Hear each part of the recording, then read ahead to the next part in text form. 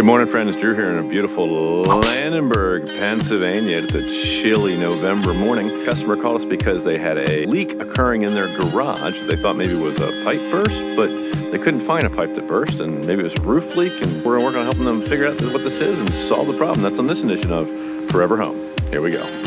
So they had a plumber out. We cut a couple holes in the ceiling. Could not find any plumbing in this ceiling space. Trying to figure out what in the world is going on. We've got buckets of water just absolutely filling up. And it's been 4 or 5 days since it's rained. So why do we still have water dripping? And why is this tape seam all the way down the width of the garage damaged? Where is the water coming from? Is it leaking from here? Is it leaking from over there and running this direction? It was leaking out of this light fixture here. How do we track this down? Let's go upstairs. You hear that? There's nothing more disconcerting than when you're looking for a water leak and you hear that noise and then you realize it's just the aquarium. So the customer showed us where upstairs in this room above the garage that the flooring was actually buckling. I don't know how well it's going to show up on camera. This section of floor is humped up tremendously, almost an inch from here to here. This is some sort of a particle board subfloor that's on top of the plywood that's there, and then this is a cork material on top of that. Well, if the leak was in the ceiling of the garage, why is the subfloor up here buckling? That doesn't make any sense. So how do we start tracking this down? Well, we did a couple things. First of all, we drilled a hole at the highest point because we figured the highest point must be the wettest part, right? So we drilled a hole, and then I took a piece of copper tubing 3 feet long, and I just pushed it down until it penetrated the drywall down below, and then we had an exact location. Of course, we could take measurements, take measure off this wall, take measure off that wall, and try to source it, but running that pipe down, we had a definitive answer. The worst part of the leak downstairs is directly below this hole. So we popped that open, we cut in. Again, we didn't find any pipes. We didn't find anything like peeing out the side of a pinhole leak in a copper tube or something like that. So we grabbed our trusty moisture meter. And if you remember playing the hot and cold game as a child, we put the moisture meter in the middle and it showed up, 30 plus and went off the chart. And as we came this direction, that number went down, okay? As we went that direction, the number went down. As we went this direction, the number went down. As we went towards this wall, that number got higher. So we followed that number over to here, and we started taking the moisture meter and plugging it into the drywall at different points. And it was real high here. It was lower over here. It was lower up here. Okay, well, that means the leak's got to be somewhere between here and here, right? So this is the laundry space. So we pop open the laundry space, and we open this up. I start testing in here. This one's really, really wet. This one, not so much. We decided to cut this one open because it's hidden. You're not going to see it, as opposed to cutting open something on the outside here. If we cut this open, now you've got damage in the room you've got to fix. Now, we probably need to fix that anyways, unless the restoration company can dry it out good and preserve it. But we wanted to cut the inspection hole in here where it's out of sight, out of mind. And what did we find down here? We'll have to edit in some pictures, but down in the bottom of this hole, there is a pinhole leaking where it looks like that piece of pipe was compromised, and whoever installed it probably damaged it putting it in, and now here we are however many years later, and it's leaking. So what are we going to do next? The drain pipe is on top, the hot pipe is underneath that, the cold pipe is underneath that. I can't get to those unless we remove this entire platform. Or option 2, here we are on the other side of this wall. The plumbing pipes come up behind the vanity. We believe they tee off and go that direction, and then they come back into this wall here. I need to access those pipes back inside of this little corner down here. To get to that, we have to remove the vanity. So we're gonna get this out of the way, take the solid surface backsplash off the wall, try not to damage the drywall in the process of that. Get this far enough away that we can get into this wainscoting. Once I can get in this wainscoting, I can cut through the drywall and, in theory, hopefully repair that piece of PEX pipe that's in there and then put everything back together. So step 1, let's remove the vanity. Here we go. And through the magic of television, vanity's been removed. We have the drywall out of the way, and we have very obvious signs of leaking. There is some damage to this pipe right here, and we may have to cut to a photo to be able to show it better. But definitely a pipe that got injured in the process of installing it would be my best guess here. I'm not sure how it was fished in. There was a standalone piece of drywall, which I'll grab and show you.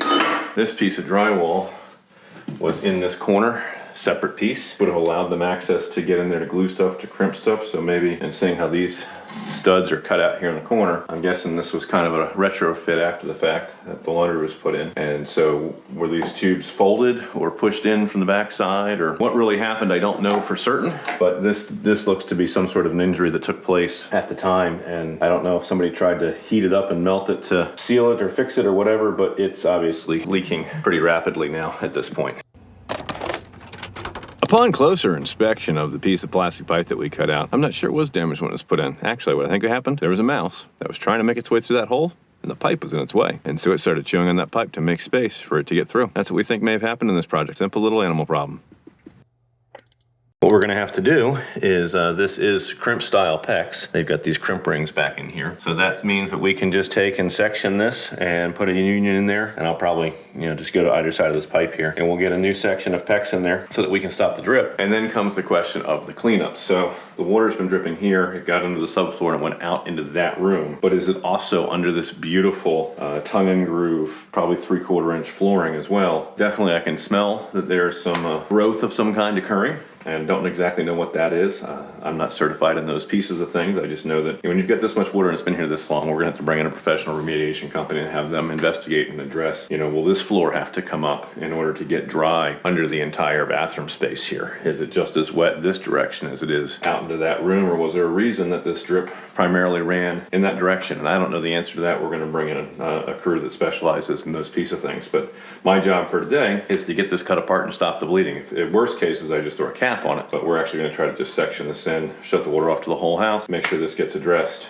and go from there. All right, so got into this a little bit further, went down to the truck, found a shutoff valve that actually is just the perfect length to allow me to cut out the section that was damaged, put something else in its spot. So we were able to shift the pipe over far enough to get to what we needed to be able to take our crimp set up here and get that crimped on. So water's back on, we got no drips, everything is dry, and that's what we're looking for. So that's happy. We've got the water back onto the house. The plumbing repair itself didn't take but probably about 30 minutes, and we got that part in, out, done, simple, easy, and then it's just a matter of cleanup crew in here to figure out what remediation is going to take place. And then my other obvious concern, we'll hopefully get a lot of this drywall down in the process of doing the cleanup, because we've got some obvious signs of debris showing up here that we don't want. We got some growth on this stud, so there's some things going to need to be treated, but there's some things that are going to need to be replaced. So I'm kind of hoping that in the process of tearing into this, that we're going to get back to this plumbing here, and we're going to be able to see and just inspect all the rest of this piping and make sure, we may not get to what's behind the laundry, but let's make sure that if the installers perhaps made a mistake on that, I suppose it could be abrasion of the pipe wearing back over time, but why only the cold and not the hot? Why only in that spot? Why none of the other joints?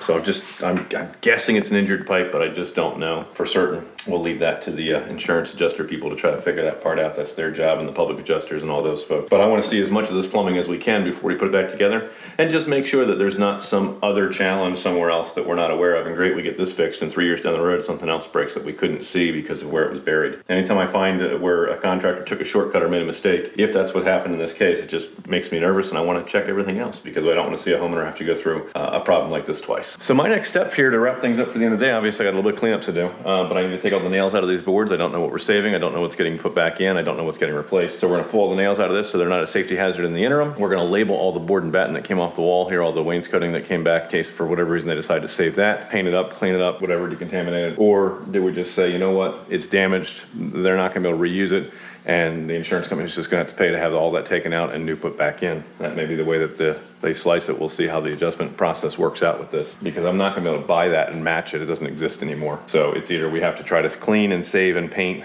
what's here, but with the damage that's done to it, is that really feasible? Or do we just need to say, look, quote them for all new wainscoting all the way around? Unfortunately, the challenge when you're dealing with the insurance company is trying to figure out those pieces and coming to an agreement of what's going to be fair for everybody involved and what your contract says that you are entitled to.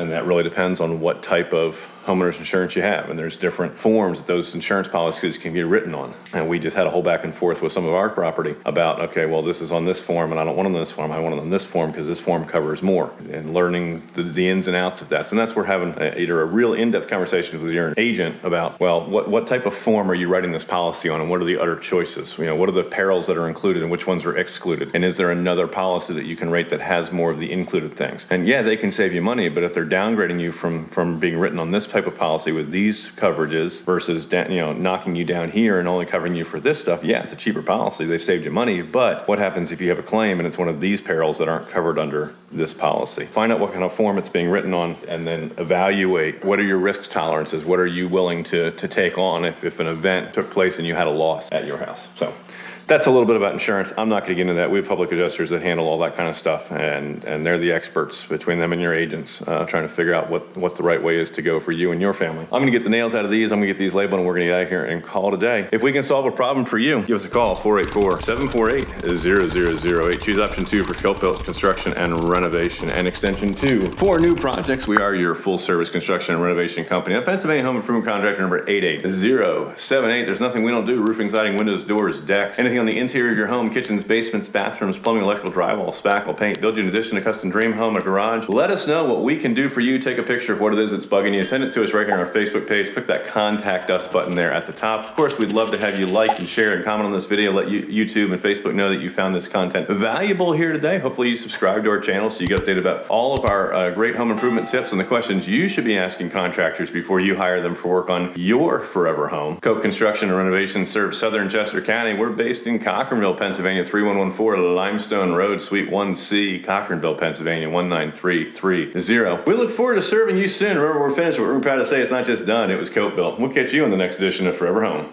Bye for now.